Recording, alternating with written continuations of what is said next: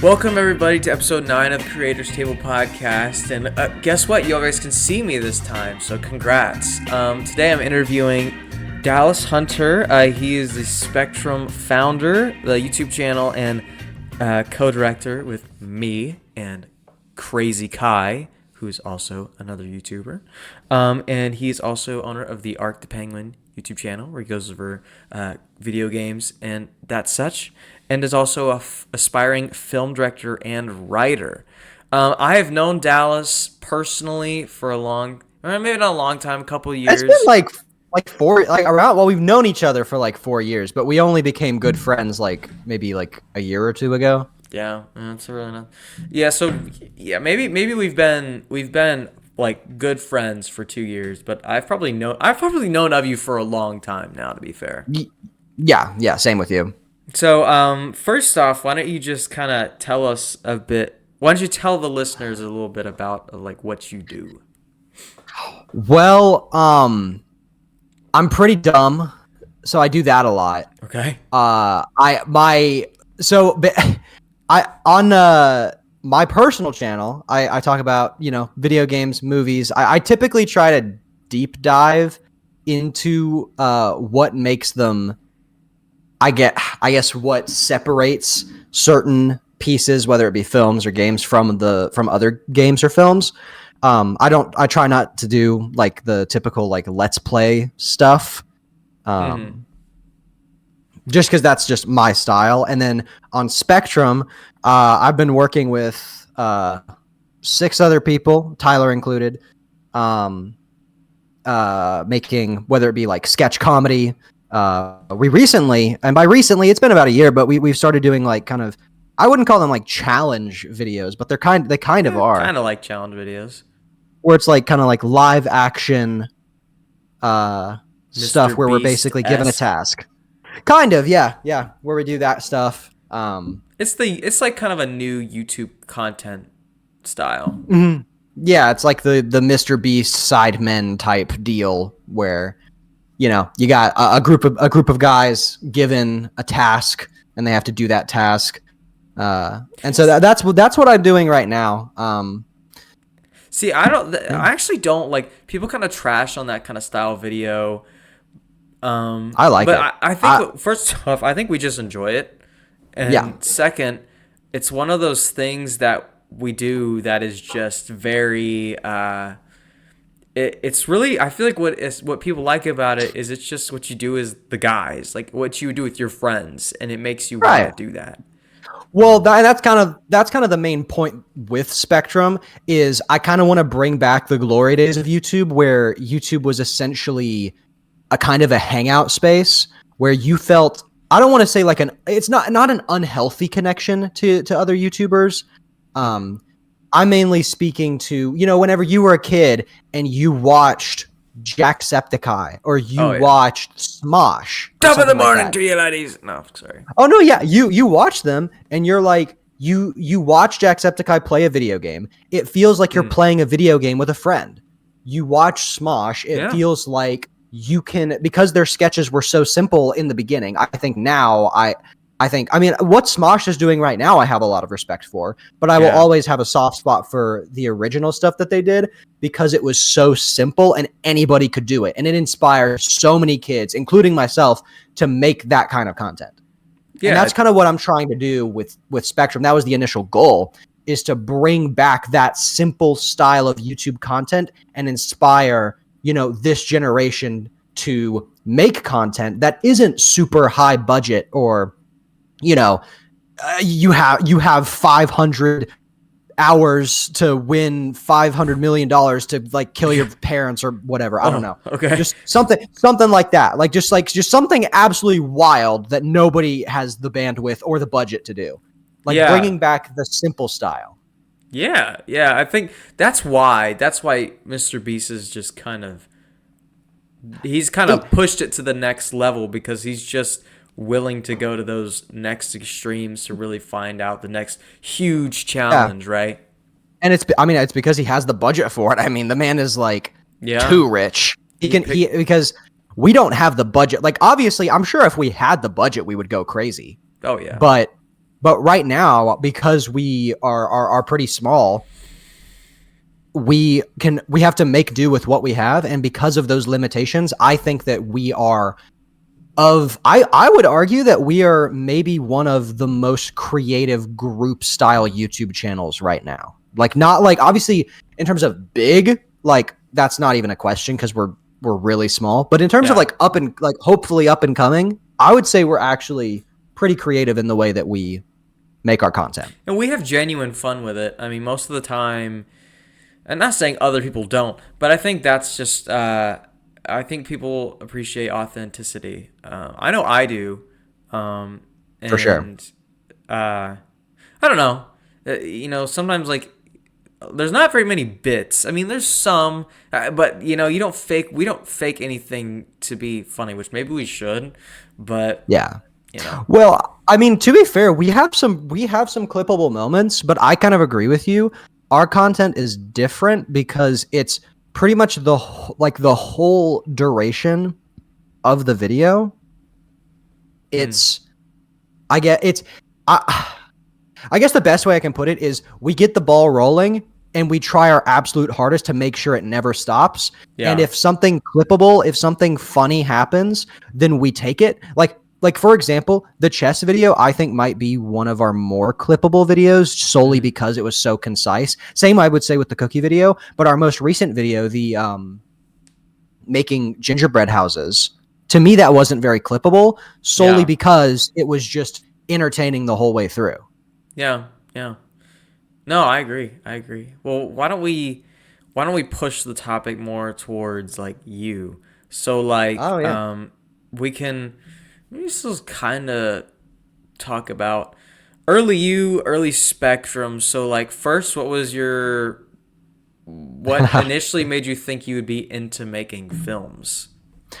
So, I mean, obviously I'd been writing stories since I was like 4. Like, I'm not even joking when I say this.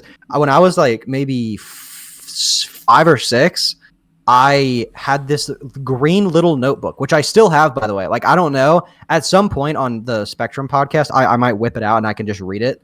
Mm-hmm. I wrote an Angry Birds, like, it's not really a fan fiction, but it kind of was. Whoa. Okay, fan fiction sounds bad. Okay, a little bit. It wasn't freaky. Okay, I promise. It was. When I was like 6. I was like 5. I was an innocent little child. I whip out the thing. I could barely spell. I think I spelled R like red, like DVE or something like that. I don't know. Okay. I mean, you were 4, so I was an idiot. Slack. Wow. Okay.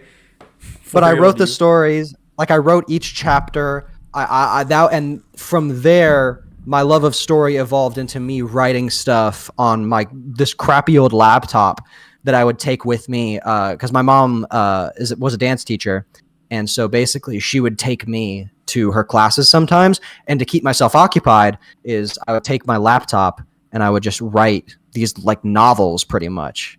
Some of them were like basic stuff. Like one of them was like, basically, there was this book I read as a kid called like The Tales of a Fourth Grade Nothing, and it was a complete ripoff of that. It was just me telling my life as I wish it happened, I guess. Yeah. But then the other one I had one that was called like Niflheim, and it was about like the Norse world of ice. And looking back on it, I'm like, I don't know how, like, I was a strange 9-year-old, because I don't know how many 9-year-olds knew that Niflheim even existed. I don't even know what that is. I thought that you just made up that word. And no, Niflheim, that's like it's in Norse mythology. It's basically like icy hell, pretty much. Do you have any of these stories? Do you keep these? I kept some of them, yeah. You should. That should be, man. We should. If we should Spyctrum ever like soars off, then we should definitely unearth those. Oh yeah, do a whole podcast dedicated to reading my childhood stories.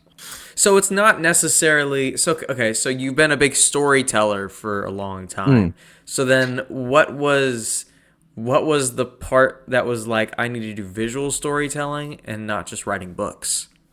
Really, what changed that for me was there was this old channel no longer active, called Syndigo. Syndigo, that was, well, okay.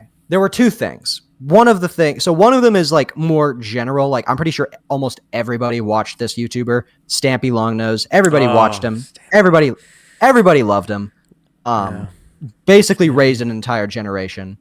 But my weirdo pick for like what I watched growing up was Syndigo.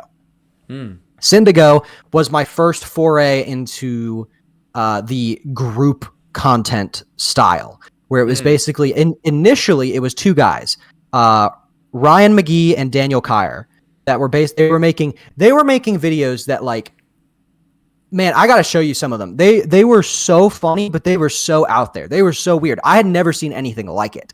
Yeah. And then this other guy joined. His name was Matt Watson. He joined, and it was those three for a while. And that, to me, that was peak YouTube. That was like they released this video called Blonde Boys, and basically the whole thing, it's a music video about these blonde dudes, and it's like, it doesn't sound entertaining, but you watch it, it's like I could sing the whole song right now. We're just blonde boys doing what blonde boys do. Like it's wait, is that Syndigo? That's Syndigo. Yeah. I can't remember, you know what I'm if you talking just about? told me about that or if I had heard that before. No, yeah, we're just blonde boys doing what blonde boys do. Bleached hair, fair skin makes the ladies swoon. So do you think, how large was their channel? Because I don't know if I've heard of them. Syndigo, so they were actually roommates with Markiplier. They were editing for him for a while, but sad story. It was on September 18th of 2015. Daniel Kyer of Syndigo committed suicide. And because of that, and I mean, that guy was like my hero. Like that was whenever you're 9 years old, that's like, dude, that was rough. And they stopped making videos. Yeah. And I'm like, and I respect that. He was a founding member. You probably don't want to continue that channel specifically. Matt and Ryan went on to create Super Mega, which is still active. And that's another channel that I love very much so, but I don't love it as much as Syndigo, just because Super Mega is just a Let's Play channel, whereas Syndigo was like, it was something that YouTube had never really seen before. But prior to Daniel's death, I believe they gained a lot of subscribers after Daniel's death for, like, I don't know if it was sympathy, I don't know what it was, and a lot of people, came into Syndigo and discovered them after the fact, which is very unfortunate, that they didn't get to experience the heyday. Yeah. But I think they peaked at around like 200,000 to 300,000. Okay, yeah. So at that time, that was good. Mm-hmm. That was really good, yeah. Well, because Markiplier, he was at like 8 million to 9 million, so they were doing good. Yeah, I mean, to be fair, it's Markiplier, so I feel like, I feel like at that time, the early YouTube, the numbers were all so much. Okay, I don't even have that near that much, so I'm not saying the number is small, but obviously you have Mr. Beast over here with 300 million or something like that, so which is insane. But again, it's just the numbers were so much smaller back then, and now it's kind of like one of those things where not 200,000 is still really good, and that 200,000 is like, you can do a lot with that following. I mean, that's bigger than a college football stadium.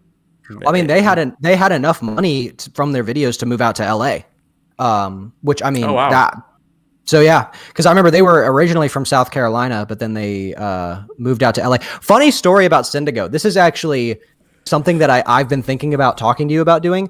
How they met Markiplier was whenever they were very small and they saw that Markiplier was slowly gaining subs. They were at like 1,000 or 2,000 subscribers. They emailed Markiplier asking him to do a voice acting thing for one of their videos that they were doing, which is actually like not a sketch. It was like a horror thing that they did.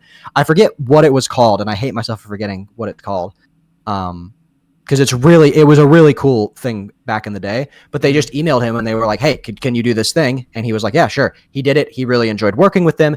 And then they flew him to South Carolina, and they had like a Markiplier week where they made just like a ton of different sketches. Like they made one called The Butthole Dilemma. They made one like that was like We Killed Markiplier. Like it was a whole thing. Are you saying we email Markiplier? We could. Hey, you email mean, Markiplier. What's up, Mark? I mean, I am starting that like little trend on my channel where I'm like trying to get. I decided I had it.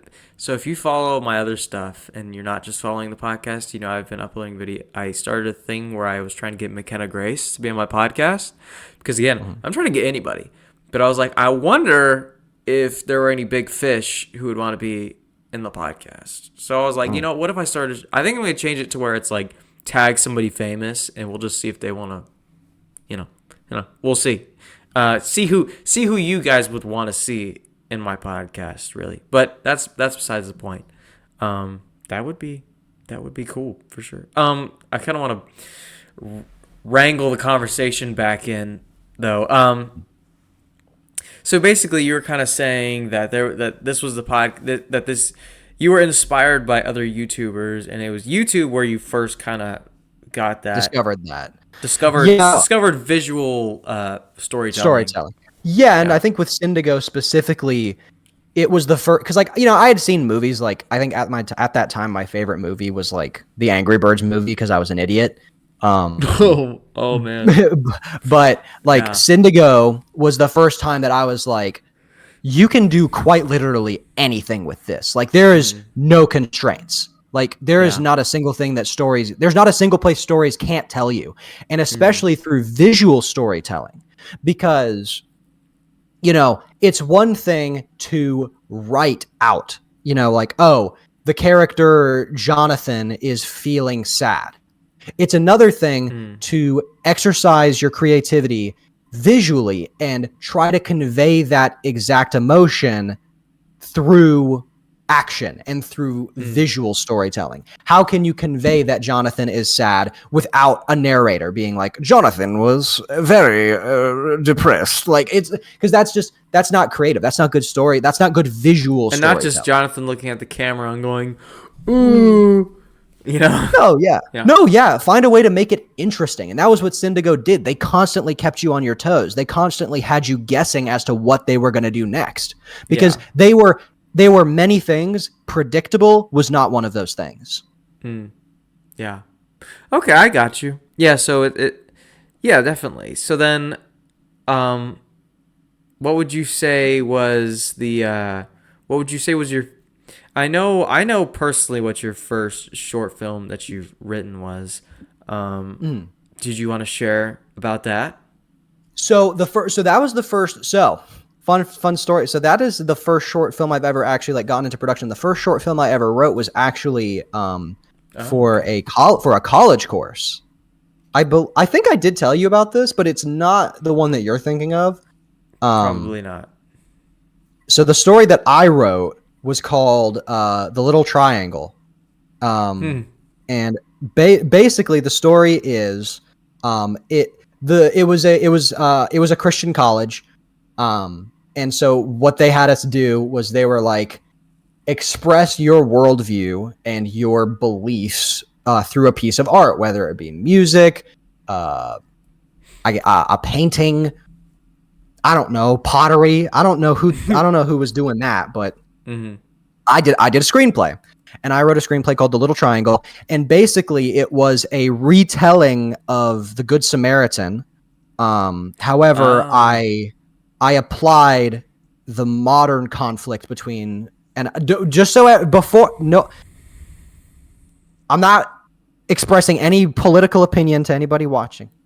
This is just simply this conflict that's going on right now is the closest thing to the conflict between the Israeli and the Samaritans back in the day. And that is the conflict between Israel and Palestine. And so I basically wrote the good Palestinian, essentially. And it was called The Little Triangle because that was the area in which it took place. That was where it was. And basically the whole story was about a Jewish man named Noah who was attacked in an alleyway. And a Palestinian man named Malik comes to help him. Now, there's a lot more that happens in it. That's just the general gist of it. But that was the first short film I ever wrote, and this isn't meant to be like a brag. This is just how I felt after it. That was I believe the only project in that whole class that got a perfect score. Oh, really? Huh. Yeah, and whenever that happened, I was like, okay, I have longevity in this. Like I can do this. So what was this for, a film class, or was this just like a core class? Just curious. This was a Western thought and culture class. Oh, okay. Okay. Which, ironically, that class might be the single most important class I've ever taken, because that class also had me watch a film and write a report on it. And the film, it had a ton of films listed, and one of the films that it listed just so happened to be Martin Scorsese's Silence, which completely redefined the way that I think about religion, life in general. Like it completely shattered my worldview. And basically, and this is my ultimate goal as a filmmaker, Silence shattered my worldview and then left me and said, rebuild it yourself. Like, I'm not helping you. Like, you need to fix this yourself. And that's from that moment on, I'm like, this is what I want to do with my life. I want to make movies that do that exact thing. Yeah. Yeah. So that was the epiphany. Mm-hmm. That was your, yes. That was your, yeah, I got you. So, because I knew I wanted to make movies, but I didn't know what I wanted to do with those movies. I didn't know how I wanted to impact people with them, aside from just making killer stories. So why do you think movies are important? Because they're the only medium, I believe, that combine every other important medium. Because you have the storytelling aspect of literature, you have the imagery of photography, and you have the emotional aspect of music, all combined into cinema, which is, to me, cinema is, in my opinion, and I know a lot of people might disagree with this, to me, cinema is the most pure celebration of art that ever has been and ever will be. Because it is quite literally everything about art combined into one. Besides one aspect, and maybe this will be solved in the future, and that's what you can touch. That's true. But that it covers is true. every other, and smell. But it covers every other sense of sight, see, or what you see, what you hear. Right. And that's, I think, probably I would agree with that. I think it's something that it's because when I kind of think about art, it's kind of, there's a lot of types of art to where there's multiple different ways in which you can appreciate it. So let's say, for instance, I make guitars, right? So when I see a guitar, I see what you can do with a guitar. However, I also see, which maybe other people don't see, is I see the art and the actual craftsmanship of the guitar, right? Yeah.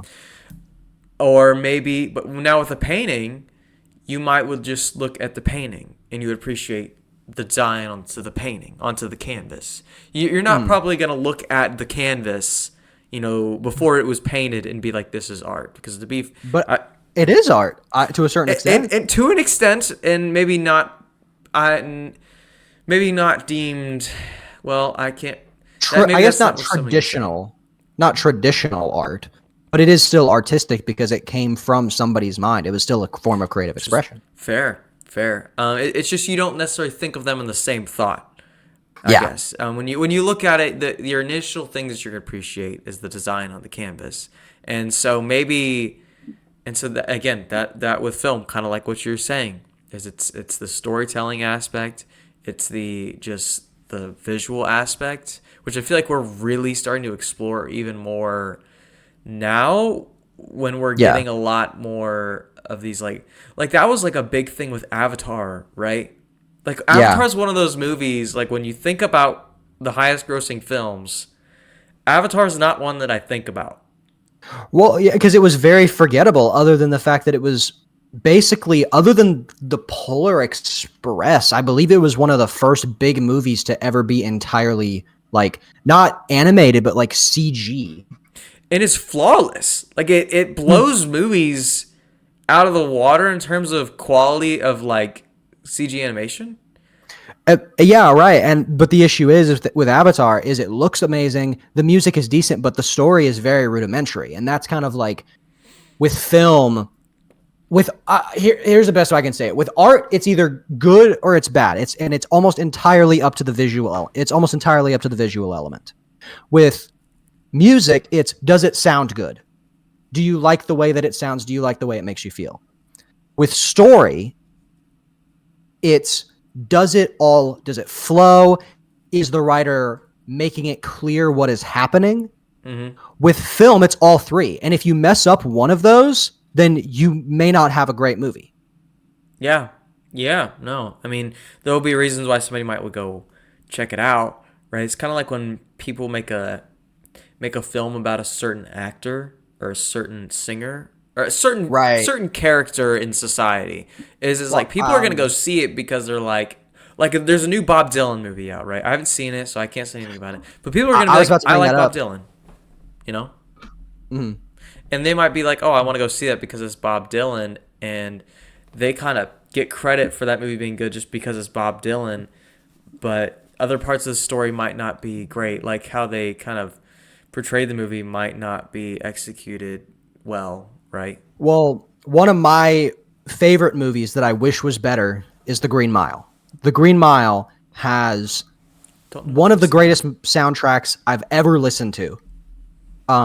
The story is brilliant, but visually it's just not there.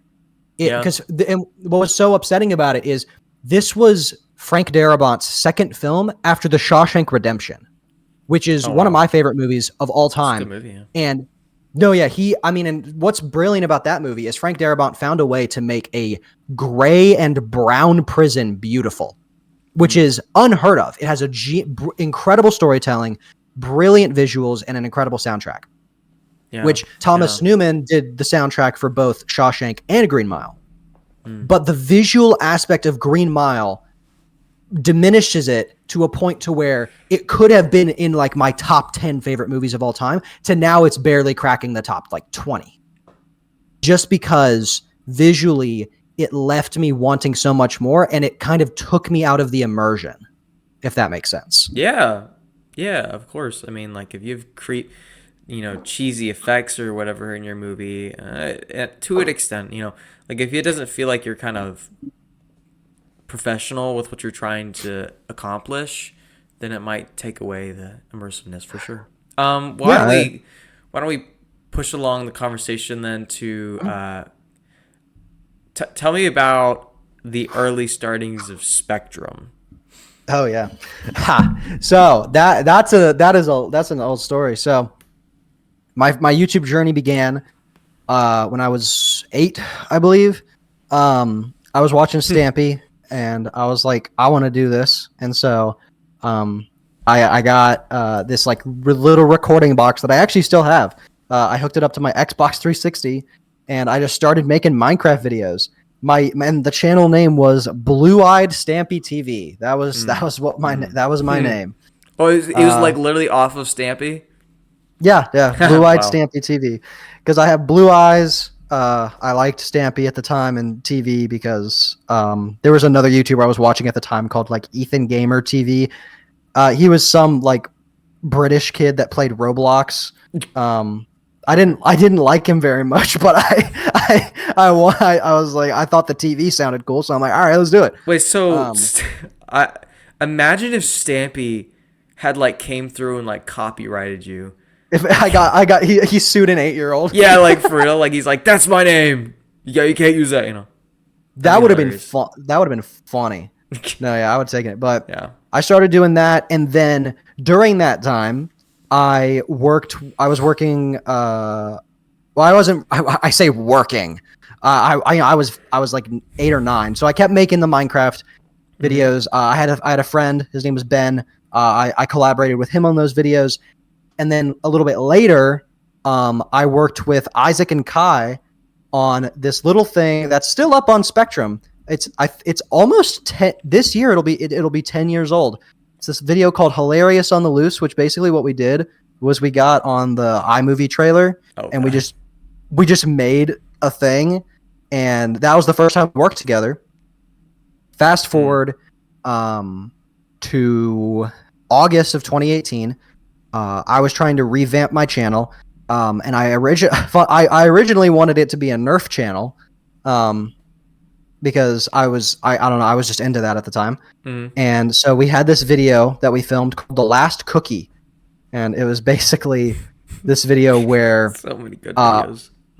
I'll say no, yeah, they're basically we're all fighting over who gets this oatmeal cream pie from like the Little Debbie, like the Little Debbie's. Little Debbie, yeah. Yeah, we were basically fighting over who got that. And if I remember correctly, Kai was the victor. And from that point forward, we started a new series called Food Wars, where basically it was us just fighting over who got the last of some random food. Was it predetermined winners or? Yeah, it was basically we had somebody. We had Kai win the first time, Isaac won the second time, I won the third time, and then we just rotated. Oh, okay, I gotcha. And we got crazy with some of the foods. We got like, we had ice at one point. That video is still up. We literally had us fighting over a cube of ice. Okay. Yeah, no, I need to check these out. Wild. I don't think I've seen those videos. Yeah, no. There's quite a few videos up when you think about it. Mm-hmm. Yeah, no, we kept most of any video that we could keep up. We did, and so we kept that. We have those, and we didn't upload them until February 4th, 2019, which is when we also uploaded the first episode of a TV show we were gonna start. Which basically the TV show idea was called Never Alone, and the concept was that Kai played this guy named Casey, right? And Casey was at a camp for a very long time. And so he's out of touch with the modern world. So his brothers, I believe Isaac's name was, his character's name was Preston, and my character's name was Shane. And basically we had to teach Kai's character about like the world, essentially, because for whatever reason, when I was like 12, I was like, if you go to camp, you like completely forget what humanity is. Yeah. And that was the idea of the show. And so we uploaded that as well. We actually uploaded like 4 or 5 videos in the same day. And from that point forward, we just kept on making videos, and we changed the name of my channel. It was Blue Eyed Stampy TV. Then it changed to DW Films. But now we changed it to Kids Studios. K for Kai, I for Isaac, D for Dallas, and S for Silas, which Silas is their youngest brother, who was kind of a part of the channel, kind of not. He occasionally made cameos in videos, which was kind of cool. But he was a part of it to a certain extent.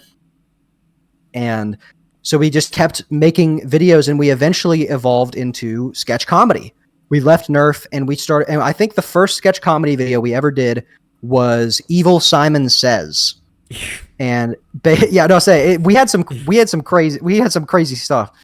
And the idea was me and Isaac were doing yoga or something, and then Kai came up and was like, "Hey guys, let's play Simon Says." And then like he was like, "Simon Says, like kill yourself," and just like stuff like that. It was just it was crazy, but we loved doing it, so we just kept doing it.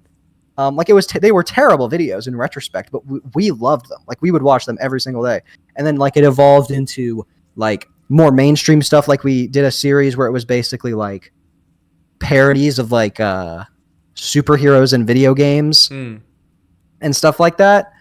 But then we did that for about a year, but then Kappa happened. Now, do you remember what Kappa was?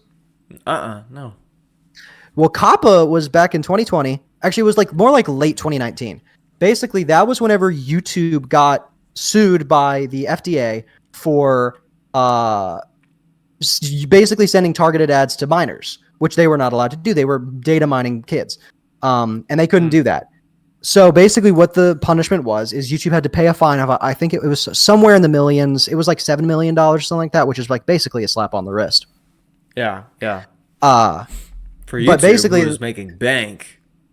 Oh no, I might fact check me on this, but other than Google, they might be like one of the most profitable like organizations like ever. Bro, you realize how much like the guys who made YouTube, when they sold it to Google, like even though they made bank off of that at the time, if they had just waited with like it, they would have made so much more money. No, they would have legitimately been maybe billionaires. I mean, dude, like, I don't know.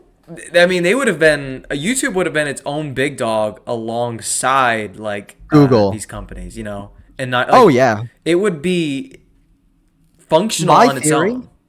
My theory is that if that had happened, Google would things like Netflix would not have happened. It would have been YouTube. Yeah. Almost certainly.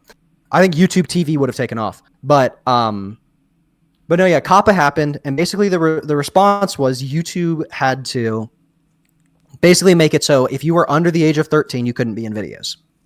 And that was a problem because at the time, Isaac looked like he was like 8, and Kai actually was 8.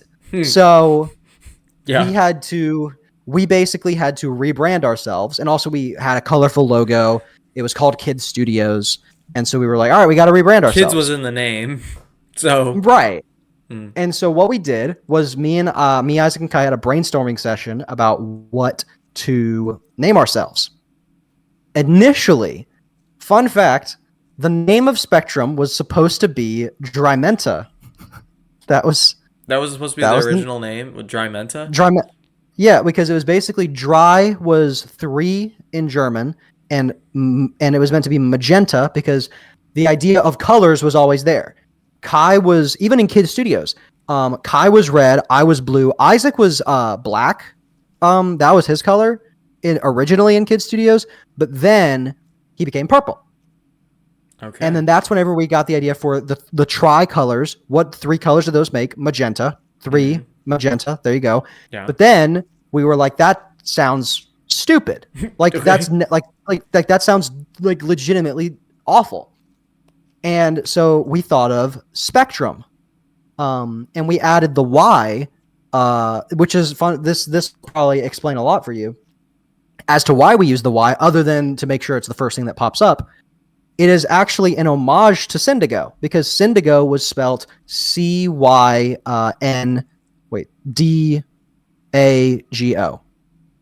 And so it was meant to be an homage to them, to kind of say like, you inspired us.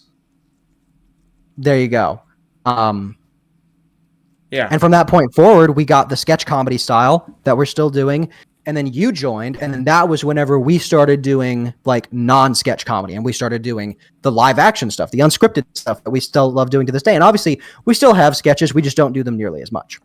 Yeah, it's just one of those things where small sketches, shorts has kind of taken off here. Not recently; it's been a thing for a hot second now since Vine. But it's just one of those things where I feel like it's been highlighted now, where people are doing it a lot more now.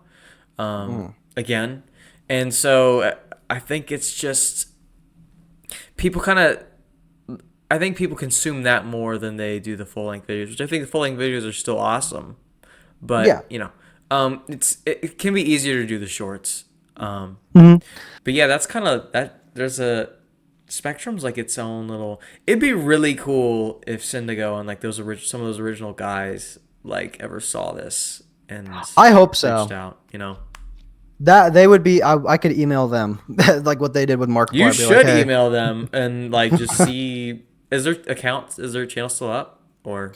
Syndigo is there. It's just not active. But I could message them on Super Mega because they're still making content just on a different channel. Oh, okay. Yeah, you should. I could message them. Well, yeah, I might check that out then. Go, tell us about ArkThePenguin. Tell us about that channel. Yeah, so that was man. That started back. So I always had this like second account. I didn't know what the hell to do with it. It was just kind of there. Yeah. And then one day, I believe it was sometime in like 2019, I believe it was. I was really like unhealthily obsessed with the Assassin's Creed franchise. I don't know why. Like in retrospect, they were not like good games. Like some of them were, but like they were not good.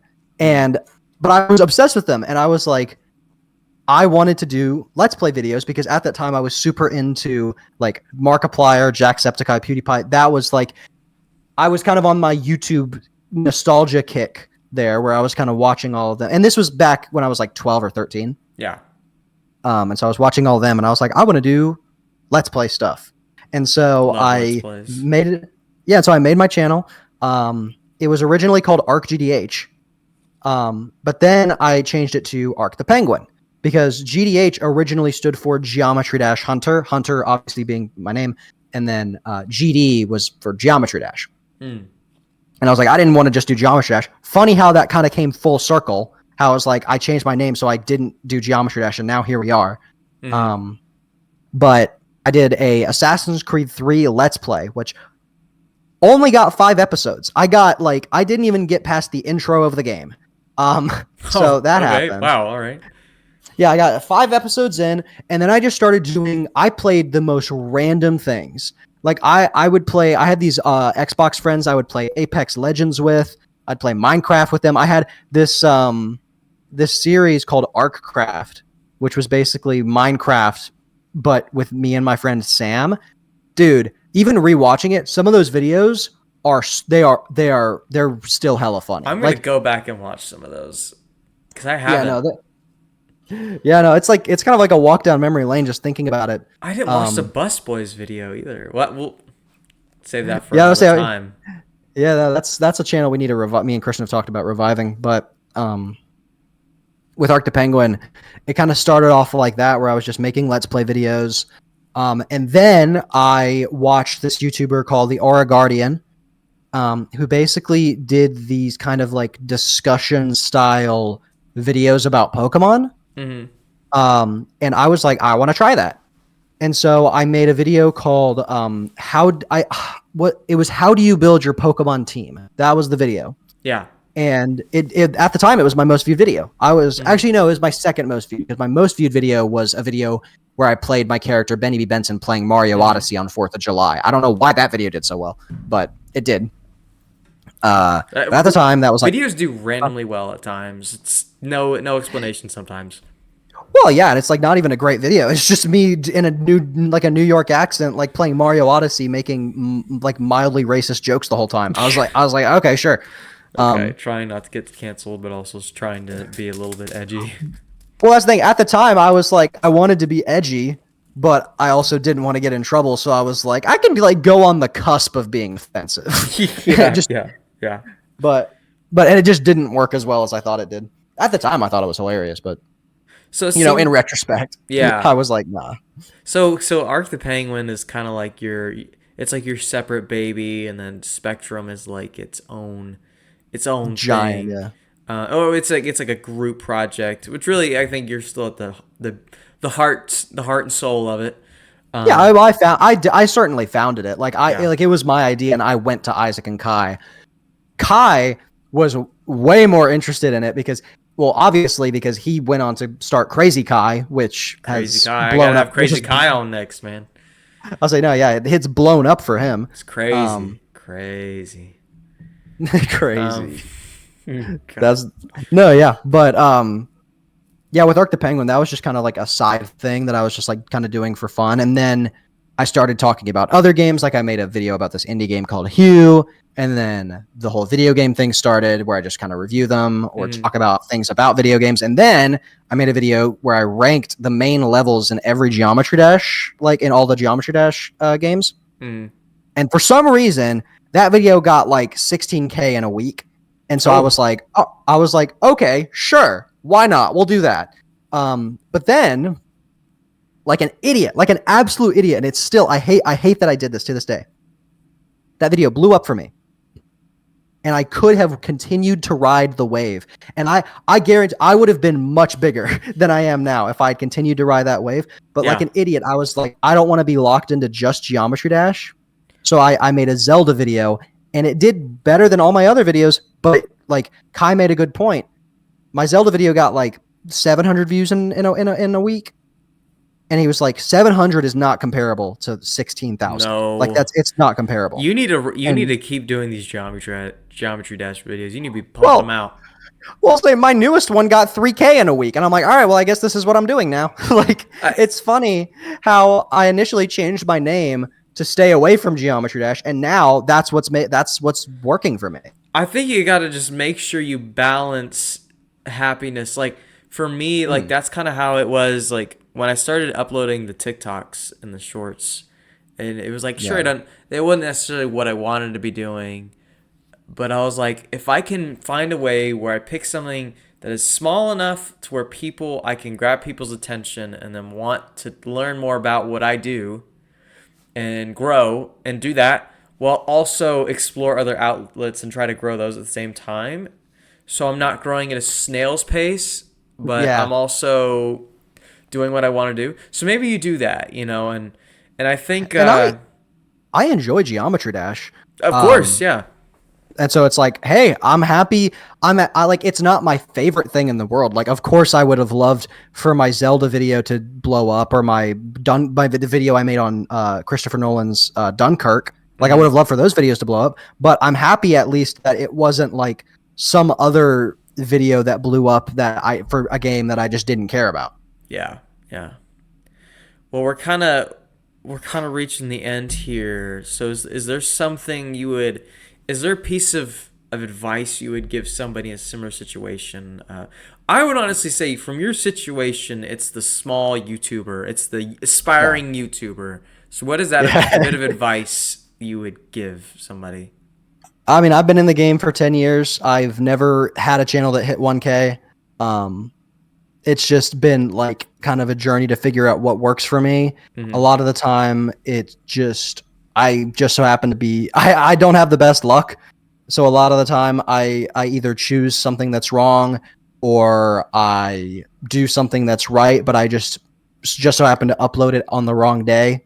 And so my thing is, don't expect success, because in my head, expecting success is what's going to keep you from success, because that's what I've done only until recently. Only until recently have I stopped expecting success. And through that, I've actually found that all of my YouTube, all of the work that I do on YouTube is very slowly, but it's slowly starting to grow, and I'm satisfied with it. So don't expect success, because the second that you stop caring about success and you're just doing what you want to do, I know it sounds cheesy, but that's when it's going to happen. That's when you're going to get the video that hits 30K. Yeah. I think just posting videos and just see where they go, and I think for you, it's just like, I think for any of this, like you have to, the problem with starting it is unless you're really young when you first start it, or you're in a situation where you don't have other things you have to do, it's time. Because even though it's not super, super difficult, some videos can be difficult, but it's setting aside the time to do these things, to edit videos, to make the videos, to upload the videos, to do research, do all these things, and make sure you're doing everything right. And I feel like you just have to be organized, and that's what I've learned through this whole thing, especially with YouTube. You just have to. There's ways to get growth, and so as long as you're not, you can't just upload and be like, why am I not successful? You just have to keep figuring out how you can improve. I'll say you get out of it what you put into it. And unfortunately, a lot of the time, like some of my best videos don't do great, but I'm very happy with this. The 2 videos that have blown up for me they're good videos. Like they are good videos. They're not my favorite, but they're still quality. And that's because you find your niche, you find what you're good at, you find what people like to hear you talk about, and then you maintain that quality for as long as you possibly can. Absolutely. And then you get that following, and then people are invested in you and not the topic you're talking about. That's my ultimate goal, is specifically with this whole Geometry Dash thing, is I want people to click on the video because it's an ArkThePenguin video, not because it's a Geometry Dash video. Yeah. After a certain point, whenever people are invested in my personality, I can branch out and talk about other things occasionally. But for right now, you once you find your niche, stick with it. Hammer it home. Yeah. Yeah.